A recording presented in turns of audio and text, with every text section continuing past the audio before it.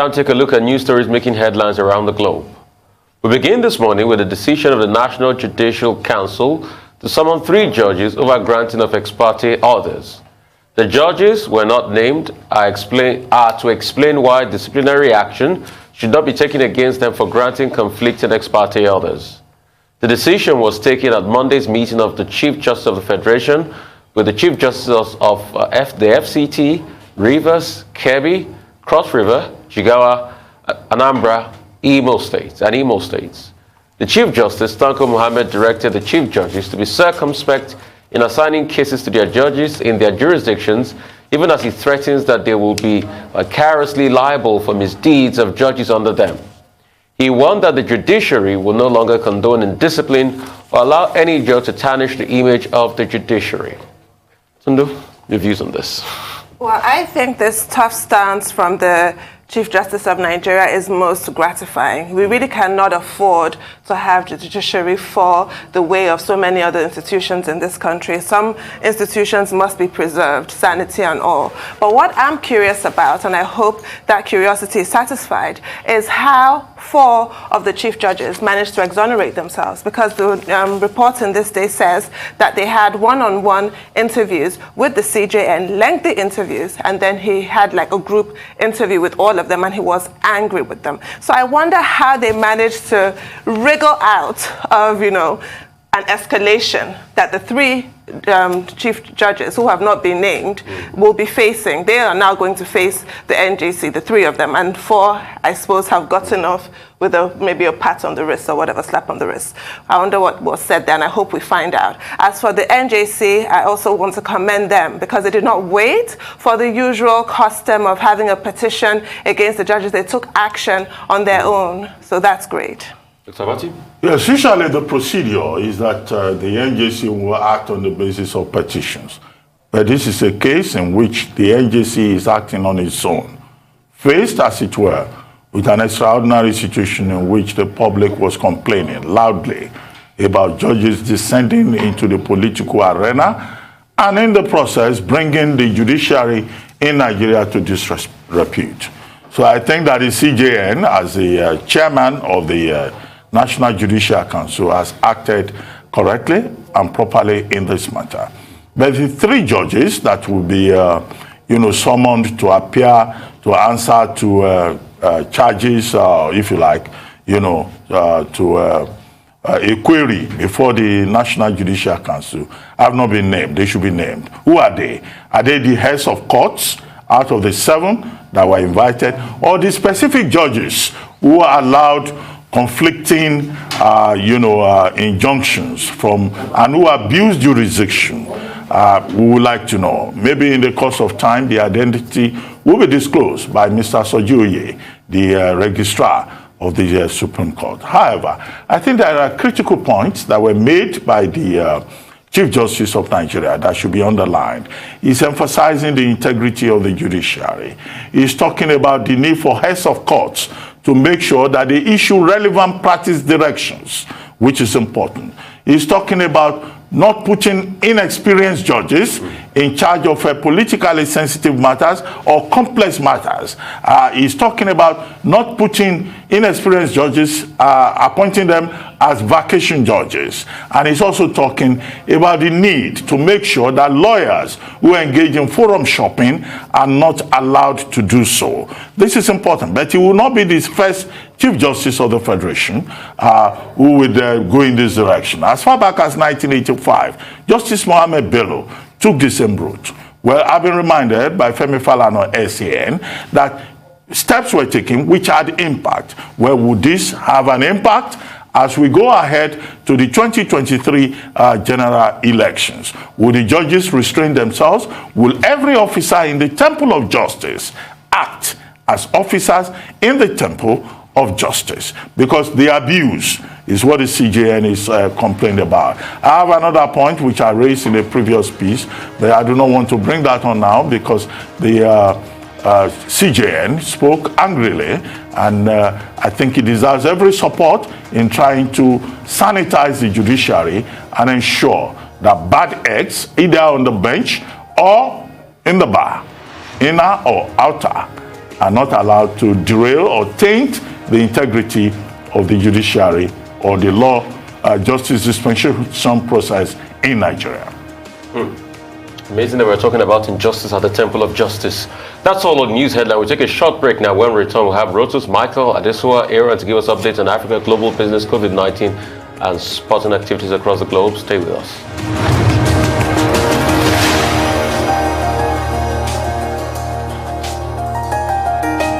Welcome back to the morning show here on Arise News. Our dependable Rotus Adiri is here to give us an African business update. Good morning, Rotus. Good morning, Tundu. Good morning, Doctor. Good morning, Rafai. Going to all our viewers. The African business update begins with fiscal federalism. 3 days from now, it'll be a month since August the 10th when we spoke about the big news coming out of the Rivers State High Court that said that the federal government cannot, that's the FIRS, Federal Inland Revenue Service, cannot collect VAT, value-added tax, on behalf of the states, that the states should be empowered to collect that VAT themselves, all in the mode of fiscal federalism. Well, FIRS, if you remember, came back and said, well, that's not fair, we're going to appeal the decision, we're going to get a stay of execution. Before they got the stay of execution, they went around and started telling businesses in River State that, oh, no, ignore the judgment, keep sending the VAT to us. They hadn't got the stay of execution yet. Well, they finally did. They went and applied for it, and the judge struck it down. High Court in River State struck down that stay of execution along the same lines which it gave its initial judgment back on August the 10th. It's not constitutional, saying that the states, River States in particular, should be able to collect its VAT. Let us listen. In fact, quickly after that, Governor Nyesom Wike put out a release. In fact, he talked about a lot of things, COVID, vaccinations, but he also started off with VAT. Let's take a listen to the governor of River State right now. Country and impunity exhibited by the FIRS against the River State government was ill-advised and highly provocative. However, being a government that believes in the rule of law, we decided on our own to suspend the enforcement of the River State VAT Law 2021 pending the outcome of the FIRS application for stay of execution before the Federal High Court. Today, the Federal Inland Revenue Service has failed in its attempt to frustrate the enforcement of the state law on VAT with the Federal High Court's dismissal of its application for self-execution of the judgment. It is important to reiterate that there was no wrong in exercising our legal rights and constitutional democracy to stop the continuing breach, denial, and curtailment of constitutional right of states to lawfully impose and collect value-added and other related taxes within jurisdiction to the exclusion of the federal government. And in doing so, our singular and progressive objective was to contribute to the advancement of fiscal federalism by enabling the... All right, so you heard the governor say that we wanted to follow the rule of law, so we didn't implement our bill. River State already had a 2021 VAT bill in place to start collecting VAT, but they said, you know what, we'll let the legal process, but let's wait for the stay of execution and see how that works out. So now the governor moved quickly. So now that that's been struck down, Rivers is moving forward with their bill. And it's not just Rivers. Remember, when we talked about this August 10th, we said that this would have implications with other states. We come to Lagos, where we are, commercial capital of Nigeria. Lagos State Legislature has actually moved forward with a bill. In fact, their Committee on Finance, they've been tasked with getting the legal ramifications together and then coming back on Thursday. So Lagos State, there was also an open grazing bill, which that's on the political side, won't deal with that. But it's open grazing and VAT is what Lagos State has now, the Lagos State Legislature has now pushed forward. Lagos State is saying that this will mean more revenue for Lagos State, more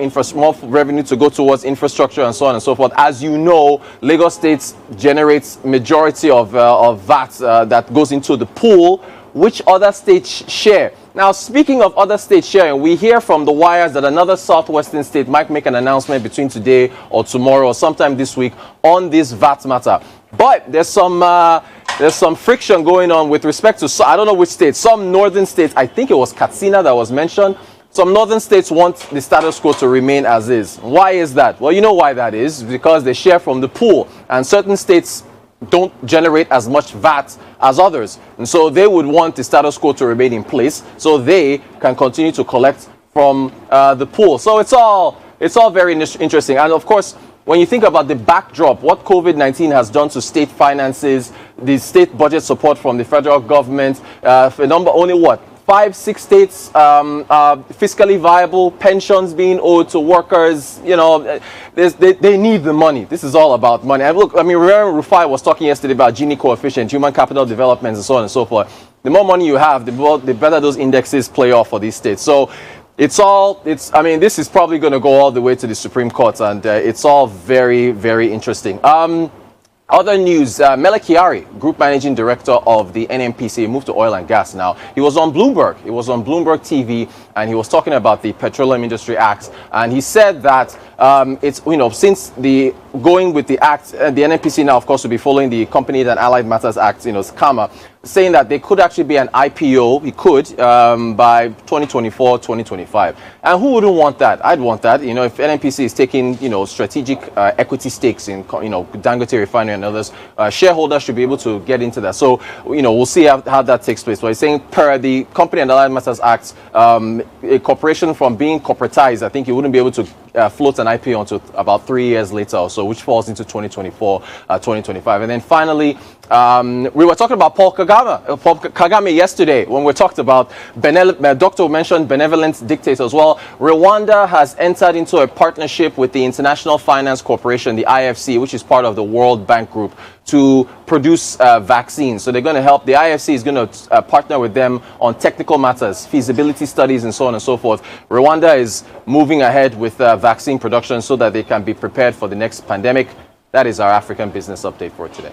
Thank you, Rotus, for that. The FIRS put up a rebuttal yesterday on government television, and what they were saying invariably is that wait till you get to the Supreme Court. But I'm like, how would you wait? I mean, the court has ruled on, the court has struck out that ex parte they were trying to get, or that injunction they were trying to get, you know, against this. And kudos to Rivers State for opening our eyes to the fact that we can actually challenge VAT and to the Constitution. And that's the way it should be done, because I've never seen a reason to it why states can't collect their VAT.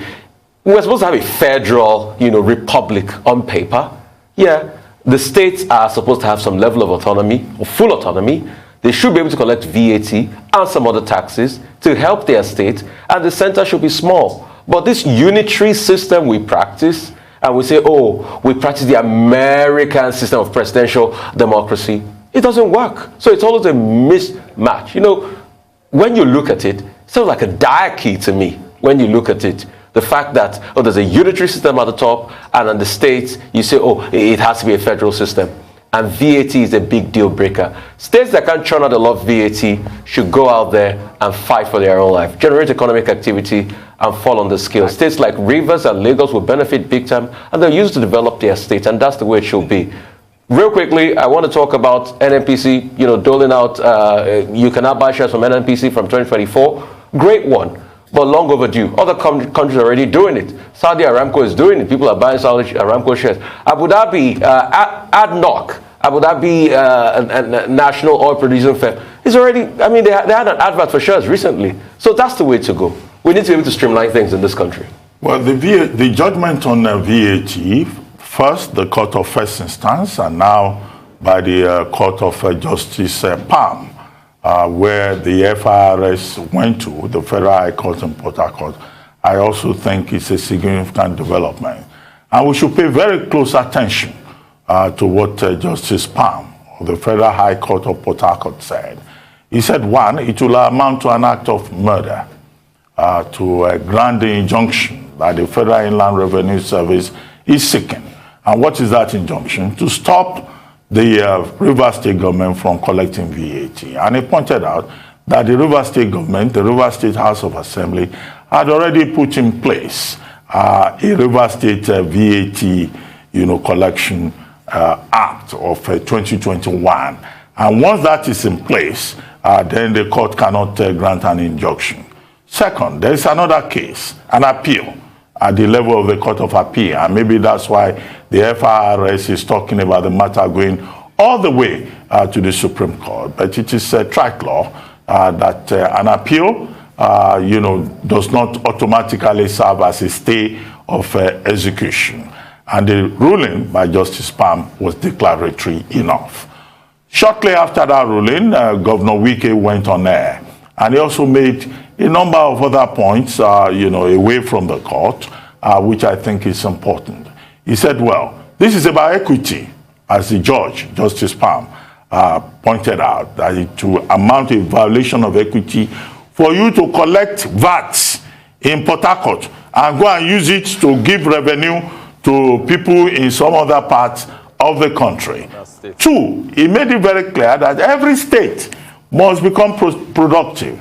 Three, Wike made the point about fiscal federalism. Four, he made a point about devolution. Five, he talked about the fact that, look, some states may be affected. Yes, maybe more than 10 states would lose revenue if you don't have, the existing system.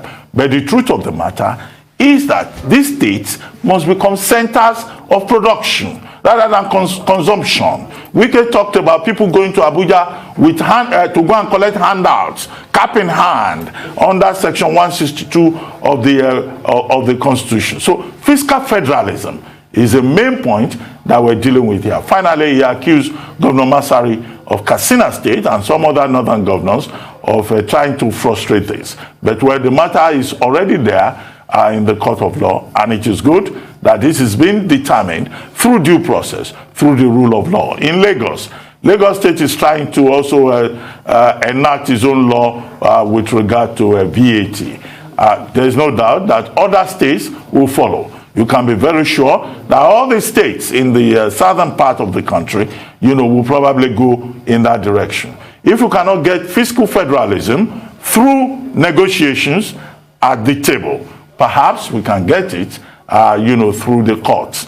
And I think that the integrity of court judgments in this regard should be respected. The FIRS says, well, in the face of COVID-19 and all of that, the country needs more revenue.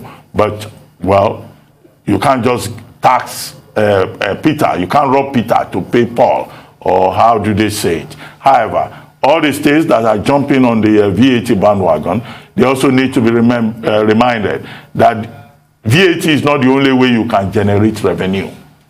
We were in this country at a time when the eastern region, the western region had serious activity in agriculture, in productivity, in employment creation.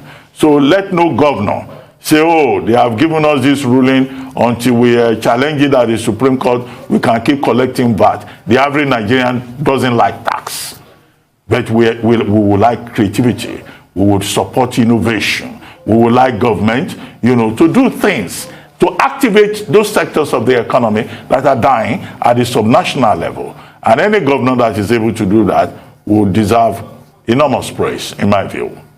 Well, you just harken back to a bygone era where leaders were leaders and engaged their mental faculties and looked for ways of generating revenue rather than this kind of parasitic behavior that we see now, with Lagos State supplying this country with 55% of the VAT and every other state combined 45%. Lagos State also gives us 82% of company income tax, and yet has been denied special status. I'm sure we can now see how foolish that is at this point. And kudos to Governor Wike. This is what leadership is about. It only just takes one person to draw a line and say, you know what, enough is enough, and challenge what we've all just become meekly accustomed to without any kind of legal validity, as we've seen from these court orders that has now been upheld in this by Justice Pam. So really kudos to the River State government, and I do hope everybody follows suit. And those governors that are quibbling about it and wanting the status quo to remain must realize that, that ship has sailed. But I don't think we have time for more on this, but thank you, Rotis, for your time this morning. Moving on now to more business updates. Michael Wilson joins us from London. Good morning, Mr. Wilson. Yeah, good morning. So really, United States markets closed yesterday for Labor Day, so basically down to Asia, really to carry what was going on. And China certainly came up with the goods.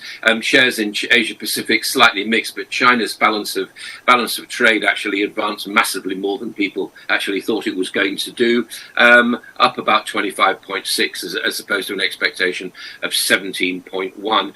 The Nikkei up 2. It looks like the one particular popular Prime Minister contender Fumio Kishida in Japan is going to add to the already very large stimulus that the government's already deploying in Japan. So that's pushed the markets up there. Here's some news on COVID. And Malaysia, with a very successful economy, is going to demote the pandemic to an endemic. So it'll have the same kind of level as influenza and malaria and so on in the country. Again, serious problems, but nothing like the kind of spikes that we've seen. And the central bank downgraded its forecast only marginally downgraded from 4% to 3%, from 7.5 to 6. So it's shrinking a little, but it's still going quite strong. As far as US is concerned, well, closed for Labor Day yesterday. On Friday, those much weaker than expected jobs numbers were quite good for equities, actually. The Dow up 82 points, or 0.23%. There's continuing concern in the United States, clearly, about COVID, and that's why those job numbers underperformed expectations. So it's 235 against a massive 720,000 expected, so quite a fall. But of course, that means that tightening is to be felt to be slightly pushed away a bit, although many economists are looking for a strong recovery in the later part of the year. Let's bring you across to the EU and that NVIDIA deal facing opposition, the $45 billion deal to buy ARM. It's facing a lot of opposition from the EU now, and concessions by the American chipmaker NVIDIA don't go far enough, apparently. And the UK's regulatory authority, the CMA, has also criticised it, and NVIDIA will be fighting for approval later this week. Big news here is that the Prime Minister will introduce tax rises of about 1.25% in national insurance. It will be hidden by a new name, but it's basically a tax increase. National insurance is a tax. The pretense that any kind of money is channeled into particular government pockets is absolutely not true. It's just all comes in and goes where it's most needed. His excuse will be that we couldn't predict the pandemic and therefore we have to pay for it somehow.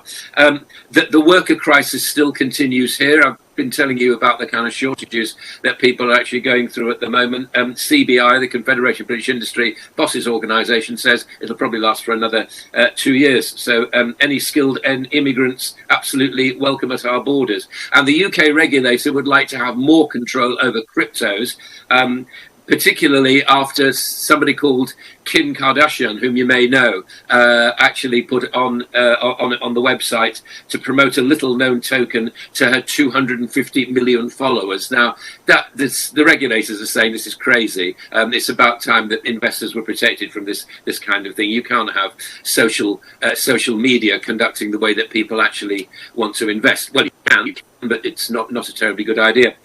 Oil up. What little trade there was yesterday, up on that trade data, and really gold awaiting New York's return to see how they really get their teeth stuck into those poor jobs figures on Friday. That's the global view. With regards to Kim Kardashian, I guess she's in good company with El Salvador, making cryptocurrency official now and giving their citizens the equivalent of $30 each in their Bitcoin or cryptocurrency wallet. I like your take on that. And also on George Soros, who could not be more emphatic. He's written in the Wall Street Journal yesterday and about a week ago in the Financial Times, criticizing heavy investments in China by BlackRock, calling it a tragic mistake and a national security issue. What are your thoughts? I think that I'd leave investing in China to those who think they know what they're doing. What we have been noting, never mind George Soros, is that generally speaking, a lot of the big asset management houses have been saying, look, it's very difficult to understand what risk ought to be applied to the assets or whatever you want to invest in China, simply because we slightly don't know which way the regulatory authorities are going to go. I thought, as I said last week, it was going to be private healthcare. Turned out to be another part of the economy, and it'll be another part as well. China is going through the throes of its continuing capitalism versus communism route, and that's going to be quite serious for some time. Well, Michael, did I hear you just say somebody called Kim Kardashian? I mean, some of us,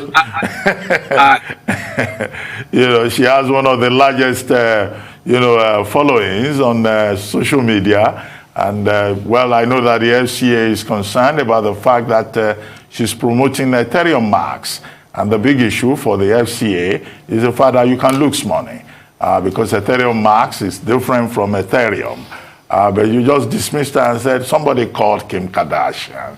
I know many people around the world who start their day by just going to Kim Kardashian's page, but that's on the lighter note. The Bank of Canada is meeting tomorrow to take a decision on a number of issues. The economy of Canada has contracted by about 1.1%. There is federal elections on September 20, and everyone is waiting to see what the Bank of Canada is going to say, particularly TIF, the Bank of Canada's chairman. What should we expect? Tapering or a conservative approach, because the Bank of Canada probably will not want to rock the boat in an election season. Inflation has gone up also, apart from the economy contracting year on year in Q2 2021. So what do we expect? Are we going to have the Bank of Canada's governor saying, well, inflation is transitory, the same narrative that we have seen in the United States? And then very quickly, China has recorded growth, significant growth in August in its trade data that was provided, I think this morning, about 23.27%. So China is making huge profit. There is demand and all that. The supply chain crisis that China experienced is not having an impact in terms of trade balance. Trade balance is going up. What is the magic behind China's success, despite the fact that we complain about everything China?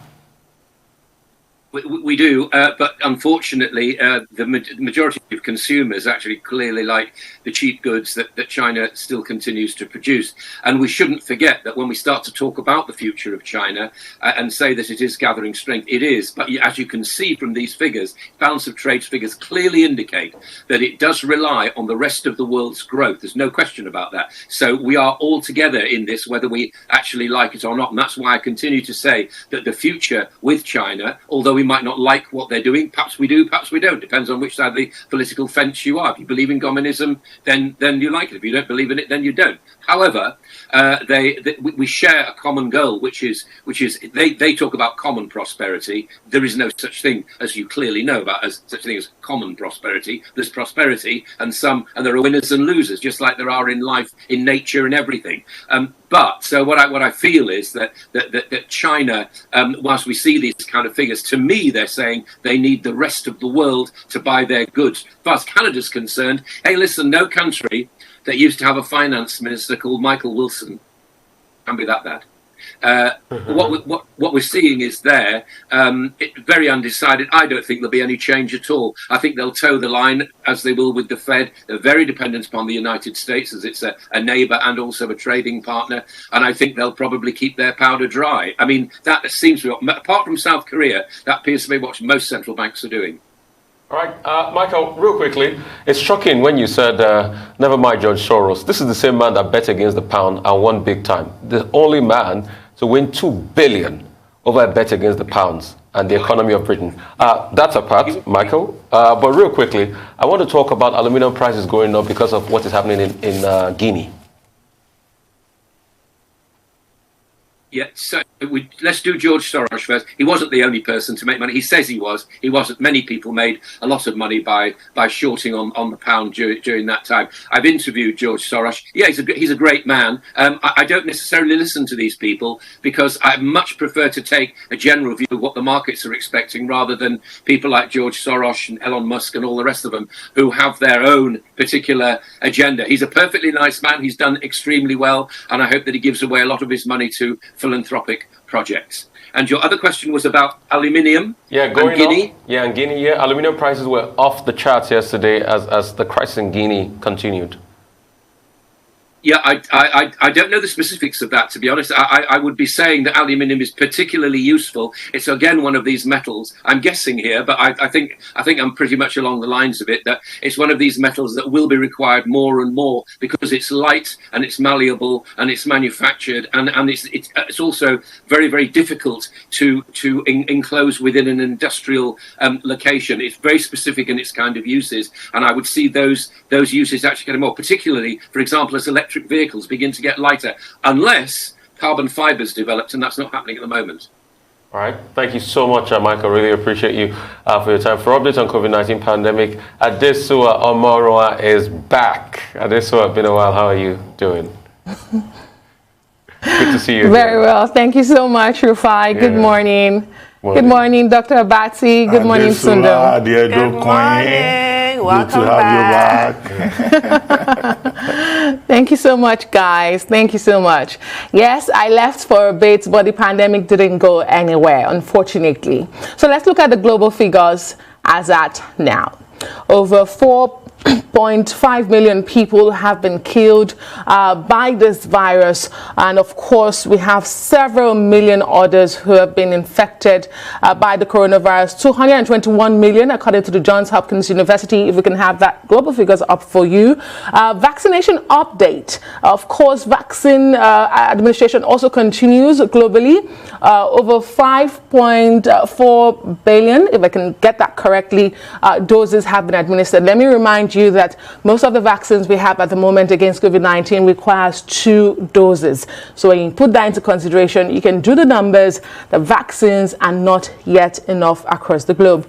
Here in Nigeria, the Federal Capital Territory, Lagos, and 16 other states reported 379 cases in Nigeria of COVID-19, of course, in the last 24 hours, according to the Nigeria Center for Disease Control. Now, the health agency in Nigeria also reported 4 COVID-19 related deaths in Nigeria in the last 24 hours. Let me also tell you that vaccination continues in Nigeria against COVID-19. And according to the latest data from the primary agency in charge, the NPHCDA, it says 986,752 eligible Nigerians have been vaccinated with the first dose of the Moderna vaccine, while 142,552 eligible Nigerians that got their first dose of the AstraZeneca have now gotten their second jab. You recall that Nigeria now has multiple vaccines in the country, and that vaccination is going on. People are getting it in the jabs, perhaps not enough.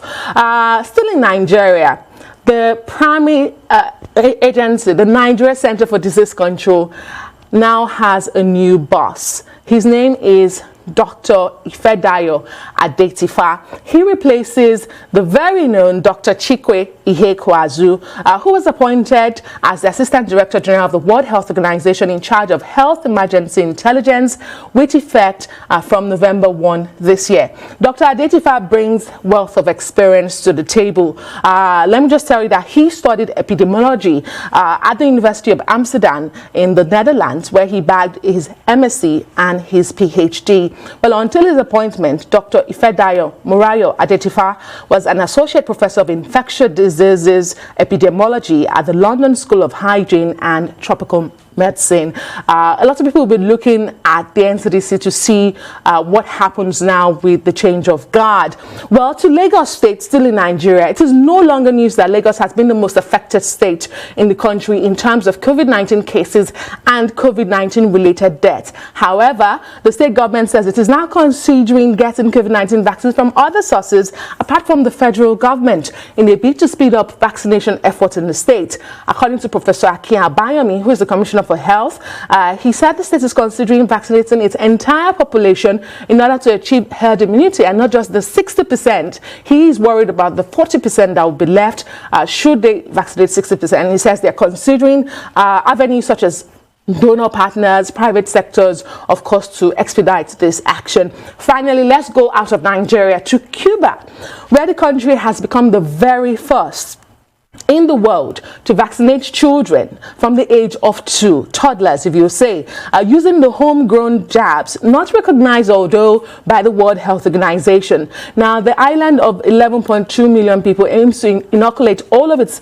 children before reopening schools that have been closed since 2020. Now, the new school year started on Monday. However, those started through home schooling via television programs. Cuba, like many other countries, developing countries like Nigeria, still struggles with internet. They completed clinical trials on Abdallah and Sabrina vaccines, which are being used. It kicked off vaccination actually on Friday for children aged 12 and above, but now it will vaccinate 2 years and above. Guys, over to you. Well, Adeswa, welcome back once again. I'm so happy to see you. I want to start with Lagos, trying to be resourceful and look for multiple sources of vaccinations and sort of link that to a story that Reuters shared with us with Rwanda partnering with the IFC and BioNTech. In Nigeria here, what do we hear? Crickets. We have such huge potential to serve our needs in Nigeria and in Africa if only we would enter these partnerships and actually develop our own vaccines. Look at Cuba. They haven't waited for WHO approval. I don't know what kind of faith parents have in order to have their babies, because really at 2, to me, you're still a baby, jabbed with a vaccine that doesn't have WHO approval, even though I really feel that the WHO has lost quite a bit of credibility with the handling of the COVID pandemic. I still would feel some kind of reassurance. So I don't know what kind of faith that those parents have. I don't have it, I have to say. I don't. Would you, Adeswa? 2 years old? Well, I'm not sure. Perhaps if I had a child, Tundu, I would think about it, but I understand your fears. Very quickly, let's welcome Dr. Ifedayo Adefila, right? That's yes, the name. Adetifa. Yes. To the Adetifa. job. Adetifa is from Ekiti State. He was trained in Nigeria, and from Nigeria, he had become an international asset, working at the London School of Tropical and Hygiene, and also Tropical Medicine and Hygiene, and also, serving as a consultant for the WHO, and also being involved in many initiatives with regard to epidemiology. He's a consultant epidemiologist. When you look at his CV, Dr. Adetifa looks well prepared for the job. He's been here, he's been there, so I think that his choice as a replacement for Dr. Ihekwazu would seem to make sense on paper. But as they say, the taste of the pudding is in the eating. He's taken over from a gentleman who set very high standards, who showed very great confidence, and he was also a very, articulate person who was quite deft in terms of, public communication. So Dr. Ihekwazu, that Dr. Adetifa is replacing, was a whole package. So he's stepping into very big shoes, and he should realize that as the new head of the Nigerian Center for Disease Control, NCDC. Yeah, NCDC, there will be great expectations, simply, not as a result of any fault of his own, but because of the high performance of the man that he's replacing. So he has to translate what we have seen in paper in terms of those intimidating credentials that he's bringing to the work. He has to translate it into concrete performance, so that we will not somewhere down the line say, oh, why did Dr. Ihekwazu go to Berlin to work for the WHO? But as for Dr.